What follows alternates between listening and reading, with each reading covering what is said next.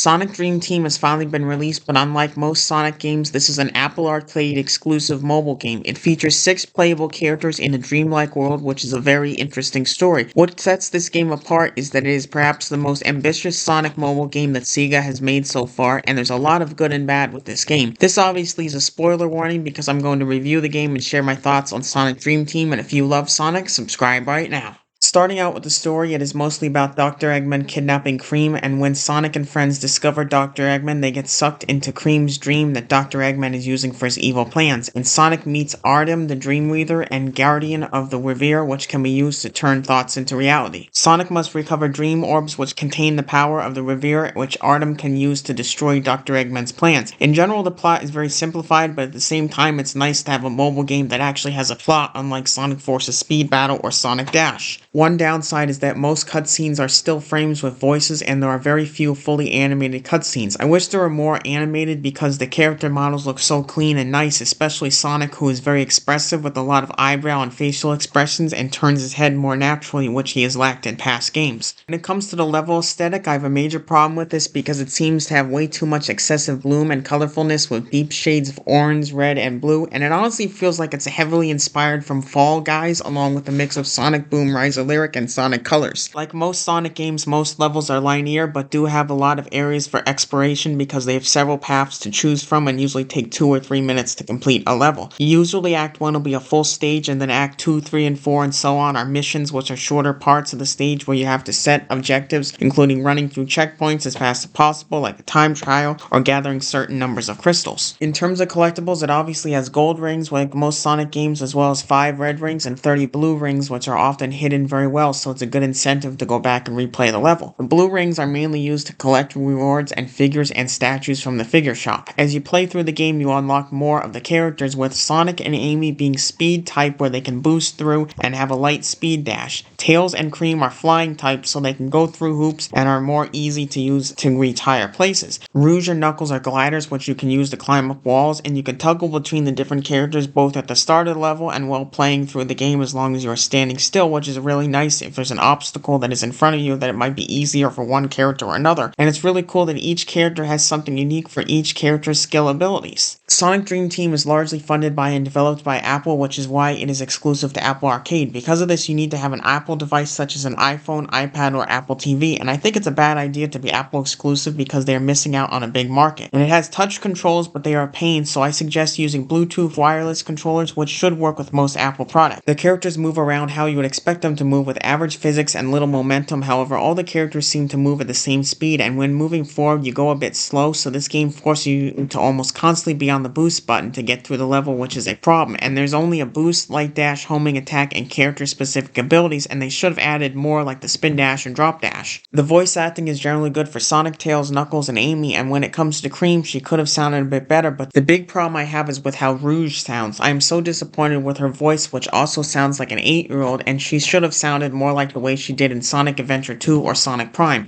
One of Sonic Dream Team's strong points is it's highly polished where you will rarely encounter any bugs, and it runs at 60 frames per second. When it comes to the enemies, there are very few of them. Boss fights do not feel much like a fight at all, and the ending was very anticlimactic with not much more than simple platforming. The music is about average with no new banger songs in it. As for replayability, once you beat the game, there is weekly challenges which do feel like there's specific missions you can do with characters such as jumping on platforms or collecting objects or rings, so it looks like the game will have some weekly updates and maybe even a DLC like other Sonic games. In conclusion, Sonic Dream Team is more than just a 3D Sonic platformer that is on mobile. It has a lot more content than Sonic Forces Speed Battle or Sonic Dash. This is the first real significant Sonic game to be on mobile and takes about 2 to 3 hours to beat, and after all is said and done, I would give this game a 6 out of 10. Sonic Dream Team literally came out of nowhere and really shows us that Sonic mobile games can be almost as good as mainline Sonic games and is a lot of fun to play. That's gonna do it for this video. Make sure to like, comment, subscribe, and remember, you gotta go fast!